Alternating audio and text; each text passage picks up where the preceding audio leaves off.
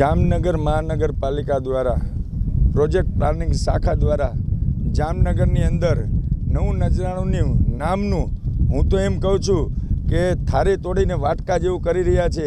જ્યારે આ જામનગર શહેરને બે મોટા સરસ મજાના તળાવો જામસાબે આપેલા હતા, એ માટે આપેલા હતા। ઘણા વર્ષો પહેલાં જ્યારે દુકાળ પડ્યો ત્યારે જે 1 નંબરનું તળાવ હતું એને ખોદીને ત્યાં સતત ખોદીને જે અત્યારે પાણી ભરાય છે અને જે આજુબાજુના જે ડંકીના બોરના સ્થળો રહ્યા એ મજબૂત થયા છે, એવી જ રીતના આ તળાવ ખોદવું જોઈએ, તે પછી બ્યુટિફિકેશન કરવું જોઈએ। પણ અત્યારે જે આ મહાનગરપાલિકાના પ્રોજેક્ટ શાખાના અધિકારી અને પદાધિકારીઓની અનાવડતના હિસાબે 30 કરોડ જેવી જે રકમ છે એ વેડફાઈ જશે। અને જો ખરેખર તમારે નજરાણું બનાવવું જોઈએ, તળાવ બનાવવું જોઈએ તો રાજકોટની અંદર અટલ તળાવ બનાવેલું છે, એવું જામનગરની અંદર 3 જગ્યાએ 30 કરોડના ખર્ચે બની શકે।